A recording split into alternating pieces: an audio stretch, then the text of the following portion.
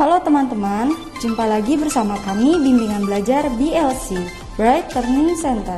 Untuk video kali ini akan dibahas materi pelajaran biologi. Jangan lupa di-subscribe ya. Terima kasih.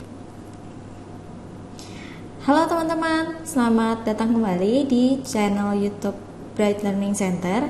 Nah, untuk video kali ini saya akan melanjutkan video dari materi sebelumnya nih teman-teman, yaitu mengenai organel sel yang kedua atau part 2 nih.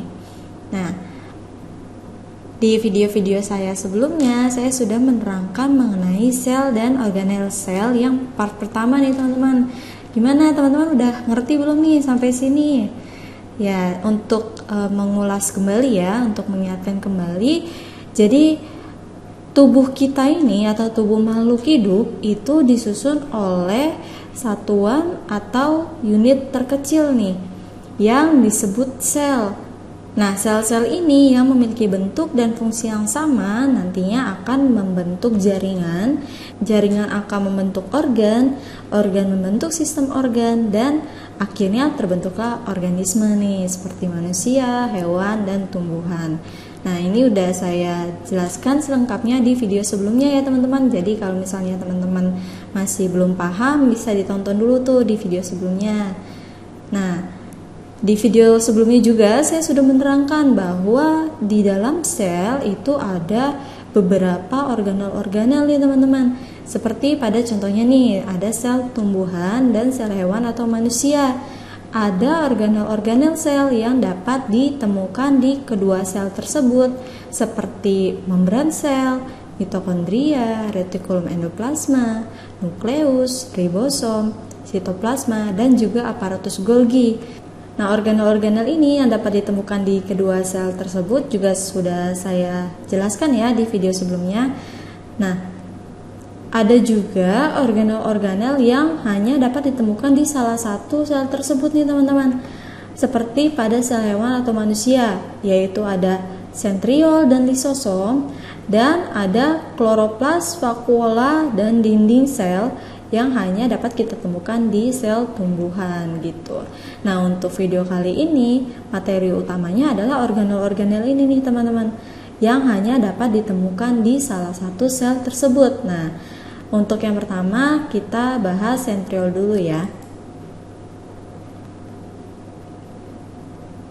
Nah, jadi sentriol ini bentuknya seperti silinder nih teman-teman, atau seperti tabung yang tidak memiliki tutup. Nah, dia terdiri dari protein yang disebut protein mikrotubulus begitu. Ya. Nah, sentriolnya itu sendiri itu adalah satu silinder ini nih teman-teman. Satu silinder.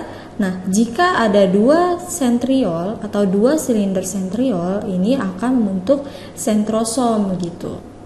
Nah, fungsi utama sentriol ini sendiri adalah sebagai pembelahan sel teman-teman. Ada mitosis dan juga meiosis. Nah, tubuh kita ini secara umum selnya itu kan tersusun atas sel tubuh atau autosom dan sel kelamin nih teman-teman, atau genosom.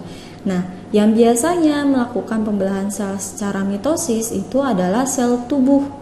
Sedangkan yang biasanya melakukan pembelahan sel secara meiosis itu adalah sel kelamin. Nah, yang kedua ada lisosom. Nah, lisosom ini bentuknya seperti kantung-kantung kecil nih teman-teman. Bisa dilihat ya di gambarnya ya. Dia terdiri dari bagian luar nih, ada membran, kemudian ada lapisan lipid, dan juga ada enzim hidrolitik. Nah, enzim hidrolitik ini merupakan enzim pencernaan nih teman-teman. Contohnya ada lisin dan sistein. Begitu. Nah, ini berkaitan dengan fungsi utamanya si lisosom nih teman-teman, yaitu sebagai pencernaan intrasel atau pencernaan di dalam selnya, begitu. Nah, selain itu juga berperan dalam proses eksositosis atau pembebasan sekret atau zat yang disekresikan dari dalam sel ke luar sel melalui plasma membran nih teman-teman. Jadi jika ada molekul-molekul yang ingin dikeluarkan dari dalam sel, ini bisa dibantu oleh lisosom begitu. Nah, selanjutnya ada autofagi atau penghancuran organel sel yang sudah rusak. Nah, kalau digambarkan ini seperti organel lisosom memakan organel lain ya, begitu ya teman-teman. Ya, jadi jika ada organel sel yang sudah rusak nih teman-teman, nantinya organel itu akan dihancurkan oleh lisosom gitu. Selanjutnya ada autolisis atau penghancuran diri sel. Jadi sel itu dia kan juga ada batas umurnya ya teman-teman ya. Dia juga bisa mati begitu. Jadi jika ada sel yang sudah rusak kemudian mati, nah lisosom ini akan membantu menghancurkan begitu, dibantu oleh enzim-enzim pencernaan. Nah, itu tadi organel yang hanya dapat kita temukan di sel hewan atau manusia. Selanjutnya kita akan bahas organel yang hanya dapat ditemukan di sel tumbuhan ya teman-teman. Yang pertama ada kloroplas. Nah, mungkin kalian udah nggak asing lagi nih dengan kloroplas nih. Jadi kloroplas ini dia merupakan organel yang mengandung banyak pigmen klorofil. Nah, mungkin teman-teman juga udah nggak asing nih dengan pigmen klorofil ini nih, atau disebut zat hijau daun. Nah, ini yang menyebabkan kenapa tumbuhan itu daunnya atau batangnya atau akarnya berwarna hijau, karena ada pigmen ini nih teman-teman. Dia memiliki fungsi yang cukup penting nih bagi tumbuhan. Kenapa? Karena dia berperan dalam proses fotosintesis. Proses ini merupakan proses untuk membuat makanan untuk si tumbuhannya nih teman-teman. Makanya kenapa tumbuhan bisa bikin makanan sendiri ya, karena ada pigmen klorofil ini nih teman-teman.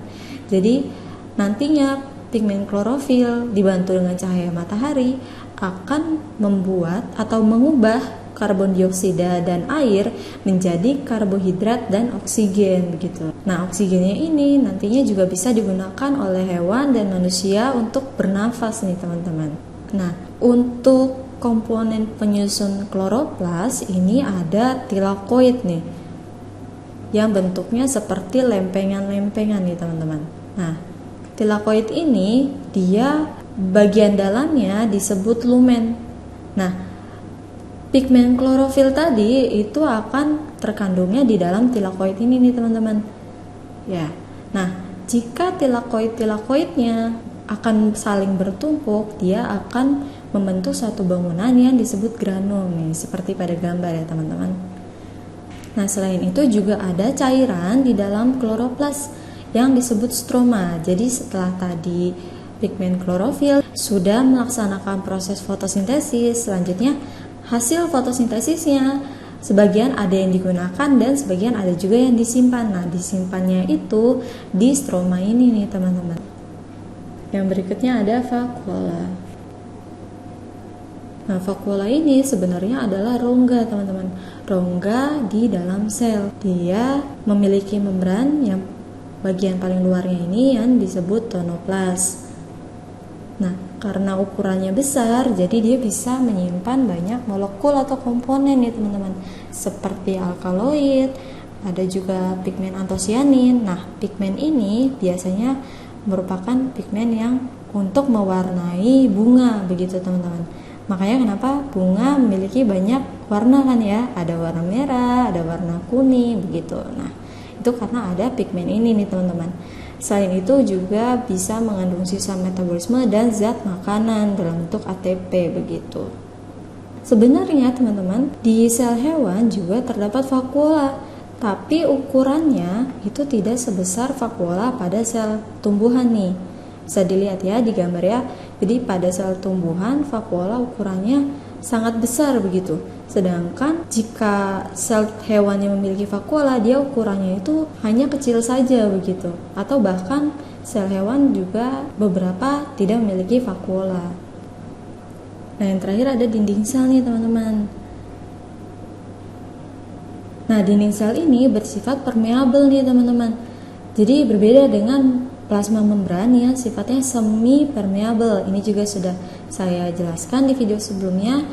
Kalau membran plasma dia semi permeabel, jadi memilah-milah begitu molekul apa sih yang boleh masuk atau keluar dari dan keluar sel begitu. Nah, kalau dinding sel dia tidak memilah-milah. Jadi bebas aja begitu. Molekul yang mau masuk atau mau keluar. Nah, karena dia posisinya berada di paling luar sel, dinding sel memiliki fungsi juga sebagai pelindung.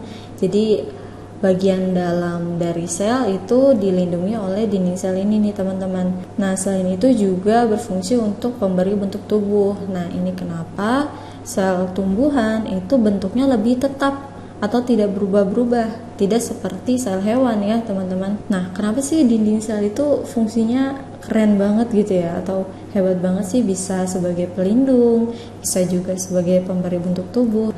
Nah, karena dinding sel ini memiliki senyawa penyusun ini nih teman-teman, seperti ada hemiselulosa dan pektin yang merupakan senyawa polisakarida atau senyawa karbohidrat yang kompleks begitu. Nah, ada juga senyawa lignin yang biasanya ditemukan di dinding sel dewasa nih teman-teman. Jadi dia juga bisa berfungsi sebagai penguat sel tumbuhan.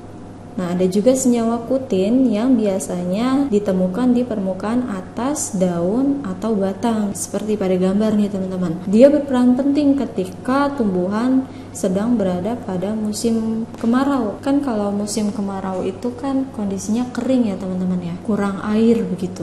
Nah, karena tumbuhan juga harus menjaga tubuhnya agar tidak kekurangan air berlebihan, dia harus bagaimana caranya biar air di dalam tubuhnya itu enggak keluarnya berlebihan teman-teman. Kalau kita nih manusia ya, kalau haus atau lagi capean atau kepanasan begitu, biasanya kan kita gampang aja ya bisa ambil air minum terus kita minum ya kan. Nah, kalau tumbuhan itu kan nggak bisa semudah itu teman-teman. Jadi kalau lingkungannya itu kekurangan air, berarti dia nggak bisa dapat air begitu. Makanya kenapa air di dalam tubuhnya harus dihemat-hemat dengan cara apa? Dengan cara ditutupi gitu atau dicegah keluarnya. Nah, salah satunya oleh senyawa kutin ini. Nah, selain pada sel tumbuhan, dinding sel juga dapat kita temukan di sel bakteri seperti pada gambar ya. Bisa juga pada sel jamur. Nah, contohnya pada hifa jamur ya, begitu. Nah, ada juga di ganggang atau algae seperti pada spirogyra ini nih, ada dinding selnya. Nah, selanjutnya kita coba latihan soal ya. Berdasarkan gambar tersebut, nama organel sel yang ditunjuk huruf X. Nah, ini nih teman-teman, beserta fungsinya. Dalam tabel berikut yang benar adalah, nah teman-teman tahu nggak nih jawabannya apa? Kalau dilihat dari gambarnya nih teman-teman, gambarnya warnanya hijau kan ya. Pasti teman-teman tahu dong jawabannya apa? Ya benar, ini adalah organel kloroplas yang berfungsi sebagai tempat berlangsungnya fotosintesis. Nah, sampai sini kira-kira gimana nih teman-teman mengenai sel dan organel sel? Apakah teman-teman sudah paham? Iya, kalau belum paham bisa ya ditonton terus tuh video-videonya. Kalau informasinya masih belum lengkap atau belum jelas, bisa juga dibaca atau dilihat di sumber-sumber yang lainnya nih teman-teman. Nah, untuk teman-teman yang ingin tahu mengenai materi selanjutnya yaitu jaringan, bisa ditonton di video selanjutnya ya. Terima kasih atas perhatiannya.